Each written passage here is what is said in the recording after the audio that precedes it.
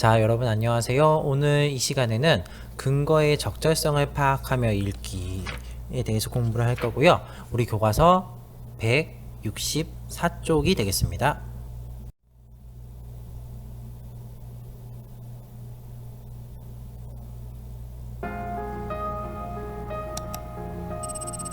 영광을 주신 칸 영화제와 심사위원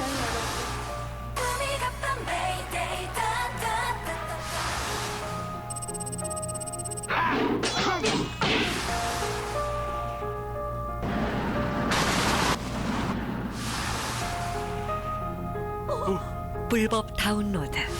우리의 양심도 사라집니다. 공익광고협의회.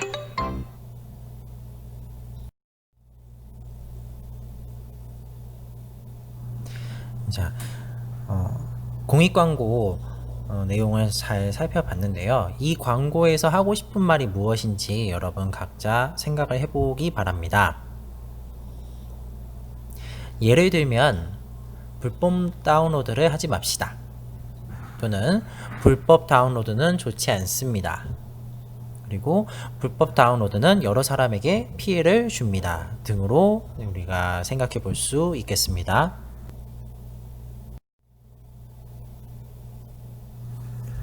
자, 그렇다면 이 광고 내용과 관련한 자신의 경험이 있다면 한번 말해 보도록 하겠습니다. 예를 들어서 내가 이렇게 불법 다운로드를 하려고 한 적도 있을 수 있어요. 반대로 내가 친구가 불법 다운로드 하려는 걸 보고 내가 친구를 설득해서 못하게 한 적이 있을 수도 있습니다. 그래서 예를 들어서 좋은 노래가 있어서 구입을 하지 않고 다운로드를 받으려고 한 적이 있었습니다. 또는 불법 다운로드를 하려는 친구를 보고 설득해서 하지 못하게 한 적이 있습니다. 등으로 이야기를 할 수가 있겠습니다. 자, 이제부터는 본격적으로 글쓴이의 주장을 생각하며 글을 쓸 때에도 지켜야 할 윤리가 있다 라는 제목의 글을 읽어보도록 하겠습니다. 165쪽입니다.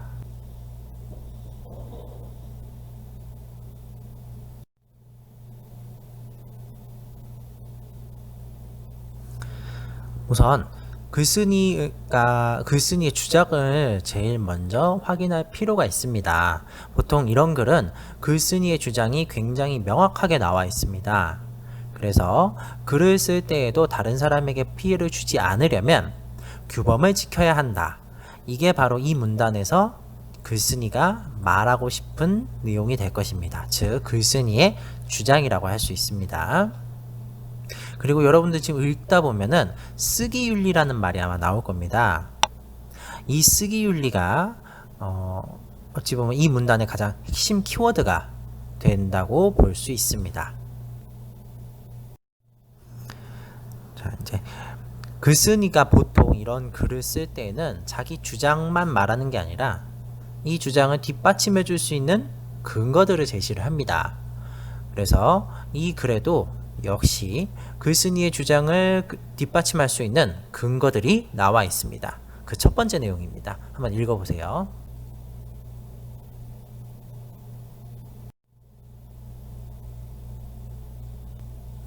이 문단에서 가장 중요한 내용이자 첫 번째 근거로는 쓰기 윤리를 지키지 않은 것은 법을 어기는 일이다 입니다.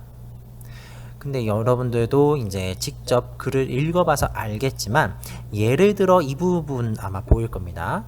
이런 부분은 사실 글쓴이가 자신의 근거를 조금 더 탄탄하게 만들기 위해서 제시하는 내용들이 많습니다.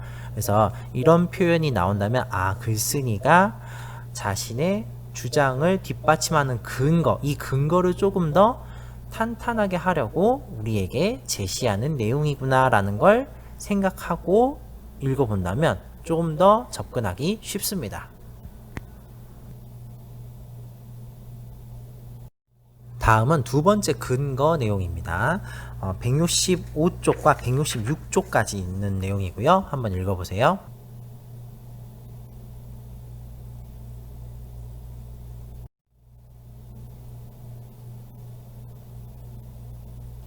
이 내용에서는 쓰기윤리를 지키지 않으면 다른 사람에게 물질이나 정신피해를 줄 수 있다. 이게 바로 두 번째 근거이고 이 문단에서 가장 중요한 중심 내용이라고 할 수 있습니다. 이 문단에도 잘 보면 예를 들어 이런 표현이 있습니다. 그리고 또 만약이라는 것도 있는데요. 이 만약은 글쓴이가 자신의 주장을 뒷받침하기 위해서 특정 상황을 만드는 거라고 생각하면 됩니다.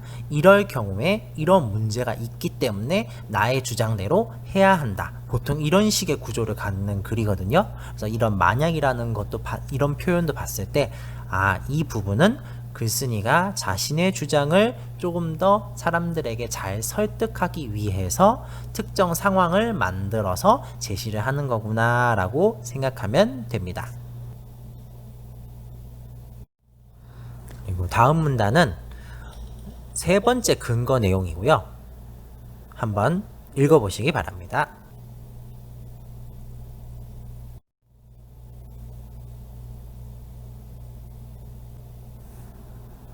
이 문단에서는 쓰기윤리를 지키지 않은 것은 문화 발전을 막는 일이다가 세 번째 근거이면서 이 문단의 중심 내용이 되겠습니다. 이 문단을 또 역시 봤을 때 여기 가운데 부분에 허위로 글을 쓰는 사람이 많다면 이렇게 뭐뭐 한다면 그리고 그 밑에 줄에 또 다른 사람의 글을 베끼려고만 한다면 역시 특정 상황을 제시를 해서 이런 일이 벌어지기 때문에 나의 주장대로 쓰기윤리를 잘 지켜야 한다 라는 식으로 글을 풀어나가고 있는 겁니다. 역시 특정 상황을 제시해서 자신의 주장을 좀 더 강하게 어필하고 있는 내용입니다. 글의 마지막 내용인데 글쓴이가 이런 주장하는 글을 쓸 때 끝부분은 보통 이런 식으로 글을 씁니다. 한번 그 눈으로 읽어보고 어떤 내용으로 전개가 되는지 생각해 보세요.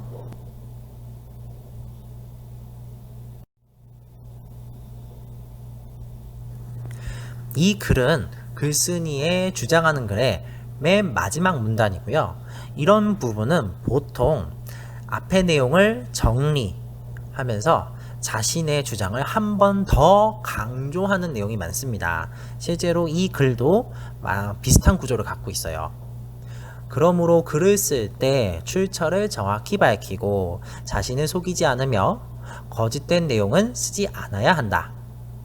또 다른 사람 글에도 예의 있게 반응하고 읽는 사람을 배려하여 글을 써야 한다. 이 부분이 글쓴이의 모든 전체 내용을 정리하면서 자신의 주장을 다시 한번 강조하고 있는 부분이라고 볼 수 있습니다.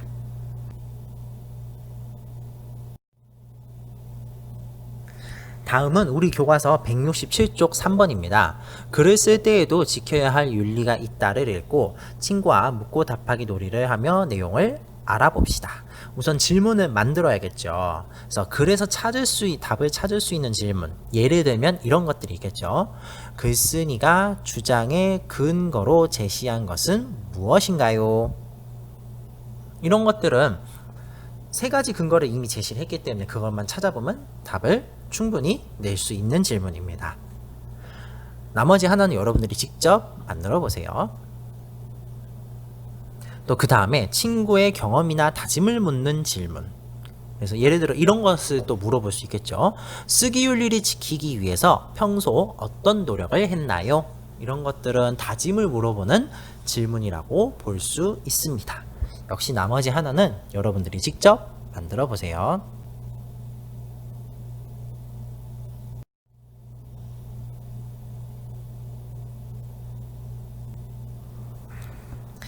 다음은 167쪽 4번. 글을 쓸 때에도 지켜야 할 윤리가 있다를 다시 읽고 글쓴이의 주장을 파악해 봅시다. 이 글에서 가장 많이 쓴 낱말은 무엇인가요? 여러분 생각해 보면 이 말이 제일 많이 나왔어요. 바로 쓰기윤리입니다. 이건 앞에서도 봤다시피 핵심 키워드에 해당을 한다고 했습니다. 이렇게 많이 나오는 단어를 낱말, 단어 이런 것들을 잘 파악해 보면 글쓴이가 무엇에 대해서 이야기를 하고 있는지 쉽게 파악할 수 있습니다. 그리고 각 문단의 중심 내용은 무엇인가요? 사실 이건 우리가 이미 앞에서 다 살펴본 내용입니다. 첫 번째 문단에서 선생님이 뽑은 중심 내용은 글을 쓸 때에도 다른 사람에게 피해를 주지 않으려면 규범을 지켜야 한다 이고요. 두 번째 문단부터 세 번째, 네 번째 문단까지는 이 주장에 대한 근거를 들고 있습니다. 두 번째 문단은 쓰기 윤리를 지키지 않는 것은 법을 어기는 일이다 였고요. 세 번째 문단은 쓰기 윤리를 지키지 않으면 다른 사람에게 물질이나 정신 피해를 줄 수 있다 였습니다. 네 번째 문단에서는 쓰기 윤리를 지키지 않는 것은 문화 발전을 막는 일이다. 이렇게 세 개의 문단에서 자신의 주장을 뒷받침하는 근거를 제시했고요. 맨 마지막 다섯 번째는 글을 쓸 때 출처를 정확히 밝히고 자신을 속이지 않으며 거짓된 내용은 쓰지 않아야 한다. 또 다른 사람 글에도 예의 있게 반응하고 읽는 사람을 배려하며 글을 써야 한다. 이 내용을 뽑았습니다. 전체적인 내용으로 봤을 때 지금 글쓴이가 제일 많이 활용을 한 쓰기 윤리라는 낱말을 써서 주장을 정리한다면 글을 쓸 때 쓰기 윤리를 반드시 지켜야 한다라고 정리할 수 있겠습니다.